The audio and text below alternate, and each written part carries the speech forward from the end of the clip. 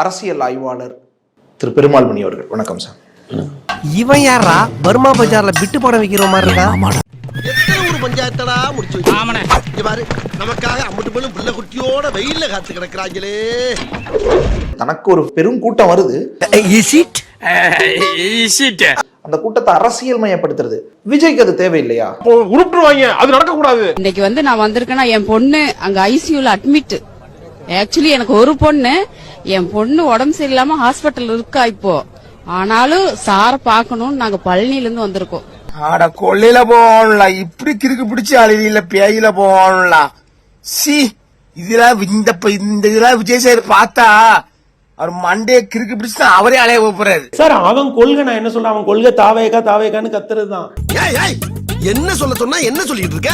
அவன் கொள்கை விஜய்னு கத்துறதுதான். முட்டா பயில சார், அவங்க எல்லாம் அறிவியட்ட பயில சார். அவர் மேலதான் எனக்கு ஆசை இருக்குன்றா பப்ளிக்கா சொல்றாங்க. இது என்னங்க ஆசை? இது சினிமா மோகம் எங்க கொண்டு போய் விட்டுருக்கு பாத்தீங்களா? இன்னைக்கு மனுஷனை கொண்டு போய். அவங்க நம்மள மாதிரி நார்மல் பீப்புள் கிடையாது guys. சொன்னா புரிஞ்சுங்க சார். நீங்க இவ்வளவு அரசியல் மயப்படுத்தப்பட்டவர்கள் கூட்டத்துக்கு காசு கொடுத்து கூட்டு வரீங்க சார். ஒருத்தனுக்கு கொள்கையே இல்ல, அவன் காசு இல்லாம வரான் சார். அதையே சார் பார்க்க மாட்டேங்கிறீங்க. டேய் களிமண் மண்டையா, அங்க பார். காசு கொடுக்காம கூட்டாளும்னா எங்க அண்ணனுக்கு மட்டும் தான் வரும்னு வாய்க்கு வந்ததெல்லாம் உளர்னீங்கடா. ஆனா 300 ரூபாய் தரம் வாங்கன்னு பொதுமக்களை கூட்டிட்டு போய் காசே கொடுக்காம ஏமாத்துறீங்கடா. உள்ள கொஞ்சம் கூட வெக்கமே இல்லையாடா. மானம் கெட்ட போயில. திமுக அளவுக்கு பலம் பொருந்திய ஒரு அமைப்பு, ஒரு அரசியல் மயப்படுத்தப்பட்ட கூட்டம் சீமானுக்கு இல்லாம இருக்கலாம். என்னை ஒருபோது இந்த மக்கள் தலைவராக பார்க்க மாட்டார்கள், ஏற்க மாட்டார்கள். ஏன் நீ ஒரு டுபாக்கூரு. ஆனா சீமானுக்கு இருக்கிற கூட்டம் அமைப்பாவோ அரசியல் மயப்படுத்தப்பட்ட கூட்டமாவும் தானே இருக்கு.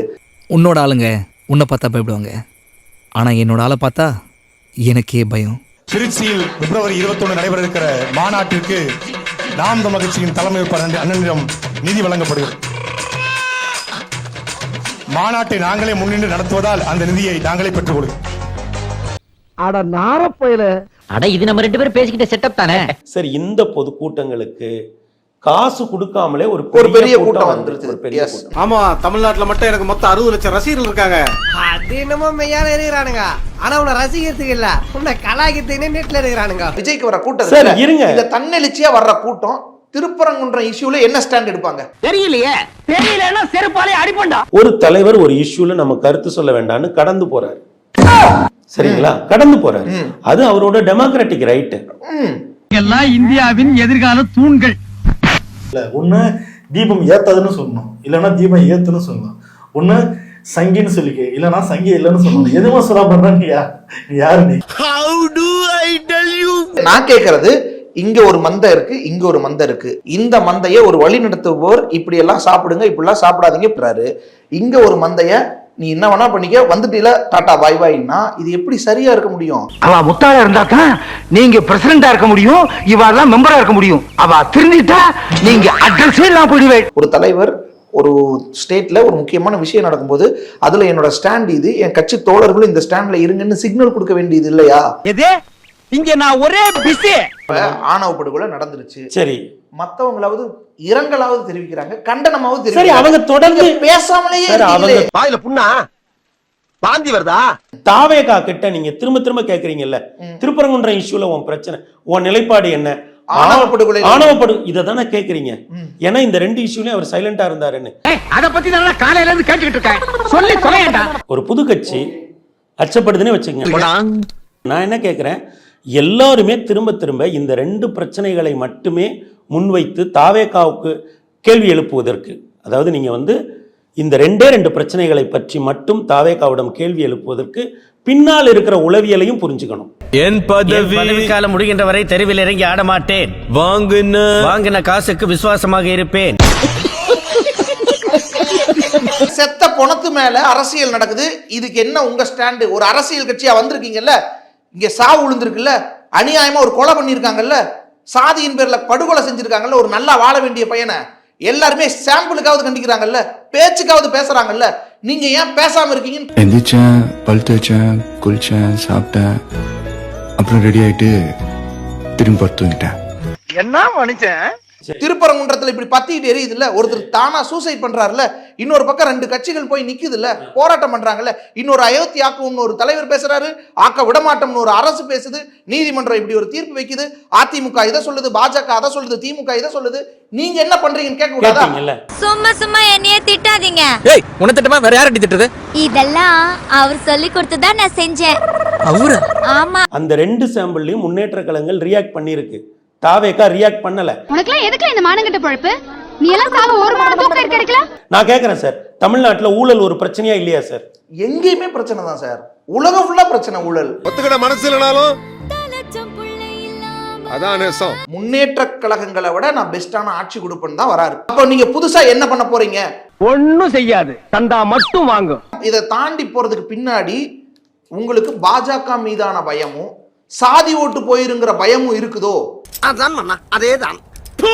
உங்களுக்கு பாஜகவை பார்த்து இருக்கிற பயமும் தான் காரணமும் உங்களுடைய இந்த சைலன்ஸுக்கு பின்னாடின்ற கேள்வி, இந்த சந்தேகம் உங்க மௌனத்திலிருந்து வருது. மாதிரி எல்லாம் கிடையாது, எல்லாமே ஒரிஜினல்.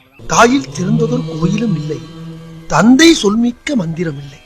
எங்களுக்கு வந்து இது அரசியல் மயப்படுத்தப்படாத ஒரு கூட்டம் வந்து எல்லா பொலிட்டிக்கல் இஷ்யூலையும் பதில் சொல்ல முடியாது. அந்த அளவுக்கு நான் ஒரு டம்மி பீஸ் சார். நாங்க தற்கூரி கூட்டம், அணில் குஞ்சுகள். அவர் அணில் கூட்டம் சொல்றாருல, நாங்க அணில் கூட்டம் இல்ல. மெதுவா தான் வர முடியும். டேய் மெல்ல மெல்ல, என்ன செவருக்கு வலிக்கும்.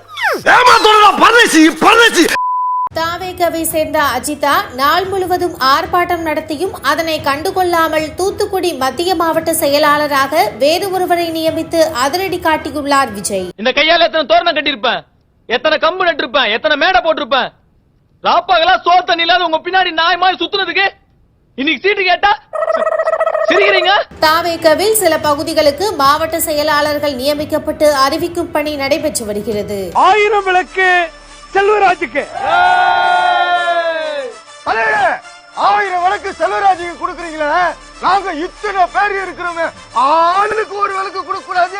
குறுக்க பேசுற அந்த நாய செருப்பால் அடிக்குமாறு வருத்தத்துடன் தெரிவித்துக் கொள்கிறேன். சார், அந்த தூத்துக்குடியை சேர்ந்த பெண் நிர்வாகிக்கு ஏன் சார் பொறுப்பு தரல? தெரியலையே, ஏன்? அதுதான் சார் நான் உங்களை கேக்குறேன். ஏன்? ஐயோ, நான் தான் பதில் சொல்லணுமா? சரி, அவங்க பேர் என்னமா? அவங்க பேரு அஜிதா. அஜிதாவா? அஜிதா இருந்தா எப்படி பதவி தர முடியும்? பேரை விஜயா மாத்திட்டு வர சொல்லுமா? அப்படி போடு. அதான் நம்ம புஜி. இவனை மாதிரி 4 பேர் இருந்தா போதும், அடுத்த சிஎம் நாம தான்.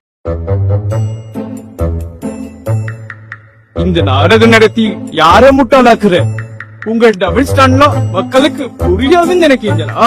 கவின் ஆணவ கொலை வழக்குல நீங்கள் அமைதியா இருந்ததும் தெரியும். இப்போது என் முன்னாடி ஏன் கைய கோப்பி நிற்கிறனோ தெரியும். Sorry Ambedkar sir, sorry. வாயை மூடு. நீ பாஜக வீட்டின்மே தெரியும். அதனால்தான் தீப பிரச்சனைகிறோம் நீ சைலண்டா இருந்ததும் தெரியும். நானும் ஹீரோவை கடவுளா பார்க்கிறதை எதிர்த்தேன். உங்கள் முழு பிராண்டும் ஹீரோ ஒர்க்ஷீட் மட்டும்தான். உங்கள் அரசியல் நோக்கத்துக்கு என் பேரை மறுபடியும் யூஸ் பண்ண ட்ரை பண்ணாதீங்க. அப்படின்ற பாகுபாடெல்லாம் எப்போ நம்ம பார்க்க போறதே இல்ல. நம்மளை பொறுத்த வரைக்கும் நம்ம எல்லாருமே ஒண்ணுதான், நாம எல்லாருமே சமம் தான். அதனால் நெஞ்சில் கொடி இருக்கும் ஒட்டுமொத்தமானவங்க எல்லாருக்கும் என்னோட உயிர் வணக்கங்கள்.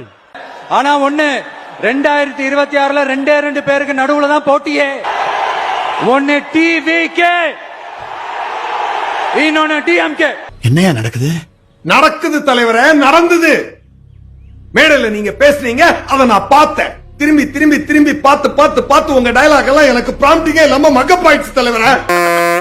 ஸ்டார்ட் பண்ணு.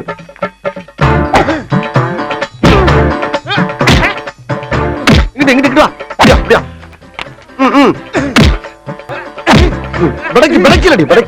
மண்டையில மட்டும் அடிச்சிடாத, குலக்கேசல் உள்ள போயிருவேன்.